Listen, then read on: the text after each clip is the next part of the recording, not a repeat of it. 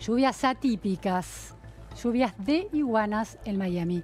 Cambiamos de tema, pobreza, datos confiables, los datos de 2019. ¿Cuál es el nivel de pobreza que heredó efectivamente la presidencia de Alberto Fernández? Estamos con Martín González Rosada. Muchísimas gracias, Martín, por estar aquí. Gracias por la invitación. Martín es economista, doctor en economía por la Universidad de Boston, director de la maestría en econometría de la Universidad Torcuato Di Tella, investigador del Centro de Investigación en Finanzas y del Centro de Evaluación de Políticas Basadas en Evidencia, CEPE. Bueno, ¿cómo terminó entonces 2019, que ha sido tan debatido en relación a la pobreza, Sí. que en algún momento, antes de que terminara, en octubre más o menos, se hablaba de un 40% y preocupó tanto? Fue un tema de las elecciones, ¿no? Sí, bueno, de acuerdo a las estimaciones que yo tengo, la pobreza en el segundo semestre de 2019 habría terminado en alrededor de 35%, digamos, con un margen de entre 34 y 36. Eso es lo que uno puede decir con los datos que obviamente se tienen hasta este momento, que son básicamente los datos de la canasta básica alimentaria y la canasta básica total, con los cuales se comparan los ingresos de la población. ¿Esas proyecciones cuándo se van a volver realidad en términos de contar con los datos ya definitivos? Los datos oficiales se van a conocer a fin de marzo de 2020. Sí. ¿No? Deberían reflejar una pobreza en términos de lo que ya tenemos, que fue el primer semestre de 2019 de 35,4, valores similares a esos. Entonces, todo ese debate que se dio antes de las elecciones del 27 de octubre en torno a la pobreza con 40% como una cifra realmente récord de los últimos años, fue un debate de enorme imprecisión. Es decir, está por 5 puntos porcentuales por debajo la medición. Bueno, ahí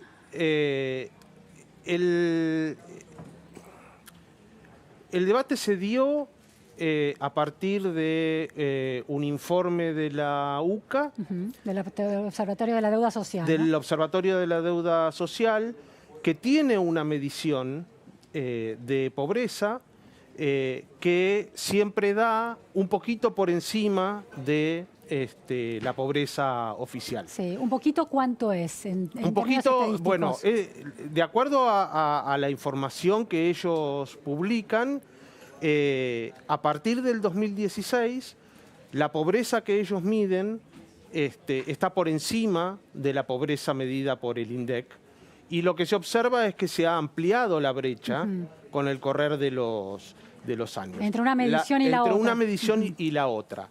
La pobreza que mide la UCA efectivamente dio 41%. La polémica, en mi opinión, es que la UCA, en el momento de presentar su medición de pobreza, además presentó una proyección de lo que debería dar la pobreza medida oficialmente por el INDEC, y eso en ese momento fue de 39,2%. Esa proyección que hizo la UCA. Esa proyección, o sea, muy parecida a la pobreza que ellos miden. De algún modo desmintía la brecha que se estaba construyendo entre una medición y otra. Exactamente, la brecha era muy pequeña. Claro.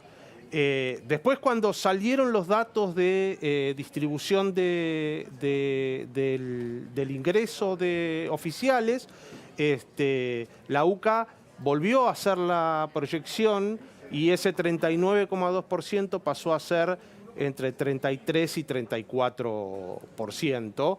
¿Y el INDEC oficialmente cuánto dio en ese momento? El INDEC publica semestralmente, o sea que no tenemos una medición. Pero es la estimación. Una mediación, Yo hice una estimación que me dio alrededor del 33%, que es coincidente con otras mediciones que andan dando vuelta de otras personas o centros de investigación.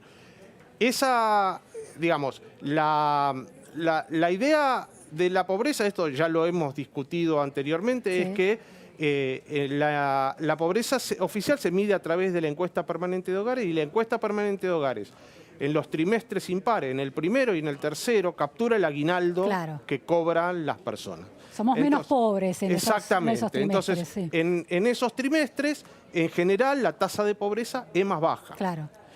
Entonces, como el INDEC no quiere medir en forma trimestral para que le dé para arriba, para abajo, para arriba, para abajo, lo que hace es una medición semestral que incluye un trimestre con aguinaldo, un trimestre sin aguinaldo. Claro, balancea, ¿no? Balancea. Sí. Entonces, la pobreza en el semestre es aproximadamente el promedio entre la pobreza de un trimestre sin aguinaldo y un trimestre con aguinaldo. Sí, sí. Entonces, lo que sí sabemos es que la pobreza del primer semestre fue de 35,4. ¿Sí?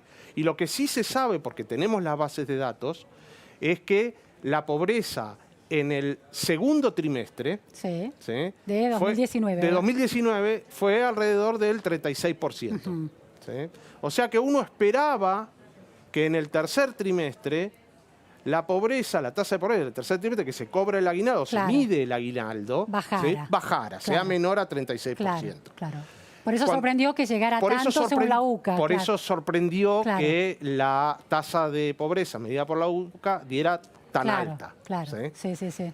Entonces, uno esperaba una tasa de pobreza, y espera, porque todavía no tenemos los datos oficiales, pero uno espera alrededor de un 33% de pobreza en el tercer trimestre.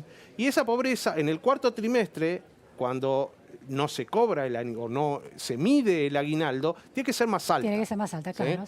De acuerdo a mi estimación, en el cuarto trimestre la pobreza es alrededor del 37%. 37, 33... 33 con aguinaldo, 37 sin aguinaldo. En promedio, 35%. 35%. Más o menos. Comparando 2016 con 2019, primer año de gestión de Cambiemos con el último año de gestión, ¿cuánto creció la pobreza? Y en términos puntuales, la pobreza medida en el 2016 fue alrededor del 32% y ahora terminaríamos con 35%. 3 puntos más. 3 puntos más. ¿Hay datos confiables, dada la intervención del INDEC, del último de 2015 a cuánto llegó efectivamente? No tenemos datos oficiales del INDEC, porque el INDEC dejó de medir la pobreza, no sé si en 2013 por decisión de Kicillof, exactamente. ¿Y con el dato de pobreza más confiable que se tenga de 2015 a cuánto? De 2015, el dato, digamos, un dato de referencia es el del primer semestre de 2015 calculado por el CEDLAS de la Universidad de La Plata, que es alrededor del 30%. 30%, ¿y del segundo? Del segundo semestre no tenemos datos porque el INDEC no hizo públicas las bases de datos de la EPH del segundo semestre. O sea, las EPH, la última EPH en 2015 fue la del segundo trimestre del 2015 y la primera de 2016 fue la del segundo trimestre del 2016.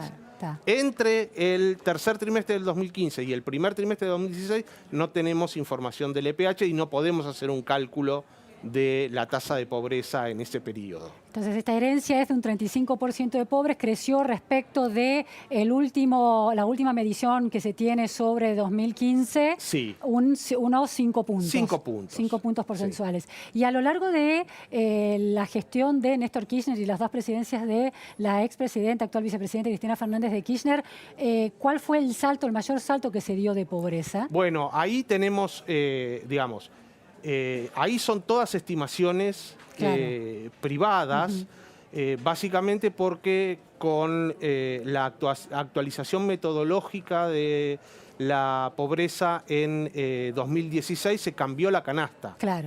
Entonces, las mediciones anteriores están con una canasta diferente y entonces no son comparables con las mediciones actuales. Bien, eso es lo importante, ese dato. Entonces, exactamente. Sí podemos comparar el último año, 2015, con 2019. Sí, exactamente, porque esos cálculos se hicieron con las nuevas canastas. Perfecto. Igual, si uno mira la tendencia, cualquiera sea el valor, uno nota una caída de la pobreza desde el 2003 en adelante hasta el 2010, 2011. Claro. Crisis 2001, el pico. Exactamente, Sí, y después viene una caída. Recuperación y después empieza a subir. Empieza a pendiente. subir o mantenerse constante a lo largo del tiempo. Bueno, evidencia, datos concretos sobre pobreza. Esperaremos que la confirmación del INDEC, pero estos datos están calculados sobre datos oficiales. Datos oficiales. Muchísimas gracias, Martín González Gracias Rosado. a vos. Nos vamos a un corte en la repregunta Noticias a Fondo y enseguida volvemos.